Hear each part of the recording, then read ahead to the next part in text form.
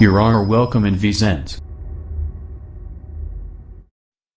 आदर अभिनंदन आभार। गुड मॉर्निंग, नमस्कार all of you students in विजेंस स्टूडेंट हेल्प डेस्क।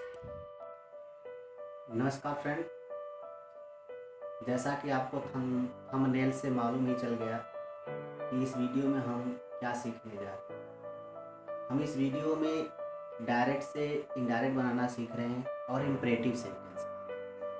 एक इम्परेटिव सेंटेंस का डायरेक्ट से इनडायरेक्ट कैसे बनाया जाता है, यह हमारे डायरेक्ट और इनडायरेक्ट पार्ट का यानी नरेशन का सेक्शन सी है। सेक्शन सी, इस सेक्शन सी के अंतर्गत आता है हमारा इम्परेटिव सेंटेंस का डायरेक्ट से इनडायरेक्ट। तो let's start the class here. Heading, आपकी हेडिंग है direct to indirect of imperative sentence. Imperative sentence, पहले हम we have to try to know what is our imperative sentence. What's our imperative sentence? तो generally आप जानते हैं imperative sentence क्या होता है। इम्परेटिव सेंटेंस ऑलवेज स्टार्ट्स एम भी first and subject you hidden. अर्थात इम्परेटिव सेंटेंस की पहचान यही है कि वह एम भी फर्स्ट मेन वर्ब के प्रथम फॉर्म से प्रारंभ होता है और उसमें कर्ता नहीं होता। कर्ता यू होता है पर छिपा। चलिए, यह तो हमारा हो गया इम्परेटिव सेंटेंस। अब इस प्रकार के इम्परेटिव सेंटेंस को हम डायरेक्ट से इनडायरेक्ट में बदलते हैं। तो बेसिकली हमने बताया है कि ग्रामर हमारे जो 3 पार्ट में डिवाइड कर दिए गए हैं। एक्चुअली 2 पार्ट्स तो है, जिसको हम बोलते हैं कि basic grammar and advance grammar. आपके लेवल और सिलेबस के अकॉर्डिंग आपको केवल बेसिक ग्रामर ही।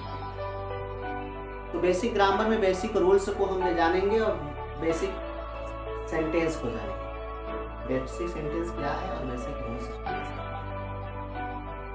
यहाँ पर देखते हैं, यदि रिपोर्टेड स्पीच में ऑर्डर, एडवाइस, रिक्वेस्ट का भाव आया हो। जैसा कि हम जानते हैं कि इम्परेटिव सेंटेंस जिससे आदेश, प्रार्थना, सलाह, सुझाव आदि इन चीजों का बोध हो, उसे हम इम्परेटिव सेंटेंस कहते हैं।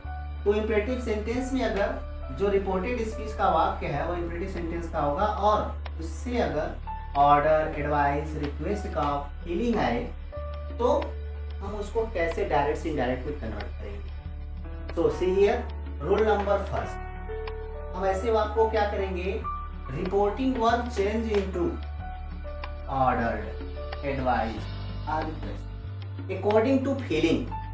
जैसा हम फीलिंग प्राप्त करेंगे उस अकॉर्डिंग हम रिपोर्टिंग वर्ब को चेंज कर देंगे, order, advice and request. And further rule number 2, आगे हम क्या करेंगे, रूल नंबर 2 अप्लाई करेंगे। रूल नंबर 2 क्या कहता है, remove comma and inverted comma. Remove comma and inverted comma, it means comma और इन्वर्टेड कामा को हटा दे। Use conjunction to, conjunction to apply कर देंगे। And further rule number 3, reported speech के प्रोनाउंस तथा निकटतम सूचक शब्द आदि को बदल। रिपोर्टेड स्पीच में जो प्रोनाउन आएगा, जो नियरेस्ट वर्ड्स होंगे उनको हम चेंज कर देंगे प्रीवियस रूल्स के अकॉर्डिंग। प्रोनाउन चेंजिंग रूल्स, निकटतम सूचक शब्द दूर सूचक शब्द में बदलने वाले नियम से उसको बदल। तो यह हमारे 3 रूल्स हैं। इन 3 रूल्स पर हम अब एग्जाम्पल देखें। एग्जाम्पल को हम देख रहे हैं, देखते हैं यहाँ पर कि क्या है। Now we take here one examples. Example is here given to you in the direct form. Ram said to me, "Sit in your class and learn your English." Now we have to try to merge the rules in this sentence. Apply the 3 rules in this sentence. So say here, indirect is our our indirect is here. First rule says reporting verb change into ordered, advice and requested. Reporting verb said to convert according to the feelings of reported speech. And now reported speech feeling is here. See, देखिए यहाँ पर reported speech की feeling क्या मिल रही है? Ram said to me, sit in your class and learn your lesson. It means Ram कौन है ये हमको क्लियर नहीं है, तो आप एडवाइस में बदल सकते हैं या ऑर्डर में बदल सकते हैं। यू आर फ्री, आप फ्री हो, तो फीलिंग पर डिपेंड करेगा वो राम कौन है। राम क्लास का कोई लड़का है कि राम मॉनिटर है, कौन है नहीं। तो हम अकॉर्डिंग टू फीलिंग इसको चेंज करेंगे तो राम ही लिखा जाएगा। And said to convert into ordered advice. तो हमें show here we change said to into advice. Ram advised me, first rule apply कर दिए। सेकेंड रूल क्या कहता है? Remove two comma and inverted comma, remove कर दो, हटा दो। इसके जगह पर क्या लगाओगे? Reported use the conjunction to apply कर दो। इसके बाद थर्ड रूल, रिपोर्टेड स्पीच की प्रोनाउन तथा निकटतम सूचक शब्द आदि को बदल दो। Write down the sentence is here sit. Yes is capital in this word sit, but here we can write in small form sit. In here your second person pronoun and second person pronoun change according to reporting object. Second person pronoun कहाँ जाएगा बदलने के लिए? Reporting object के पास। So here he change your in possessive case and me. Possessive case is me, my class and learn your lesson.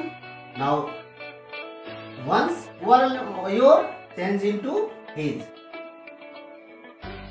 sorry, my lesson. Now you complete here indirect speech. Your sentence, Ram said to me, sit in your class and learn your lesson.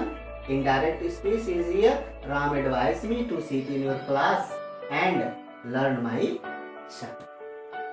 Students, you are given some sentences in your description box, and you have to change this sentence to direct to indirect. It means विद्यार्थियों आपको इस basic rule पर आपको description box में कुछ sentence दे दिए गए जिनको आपको डायरेक्ट से इनडायरेक्ट बदलना है। यहाँ पर चूंकि वीडियो लंबी ना हो जाए, इसको देखते हुए हम कुछ और एग्जाम्पल लेंगे और इन एग्जाम्पल को इस बेसिक रूल पर अप्लाई करना सीखेंगे। इसको देखने के लिए हम अपने नेक्स्ट वीडियो में देखते हैं, जो कि हमारा वीडियो का दूसरा पार्ट होगा। तो इस क्लास को लेने के लिए, मेरे वीडियो को देखने के लिए आपको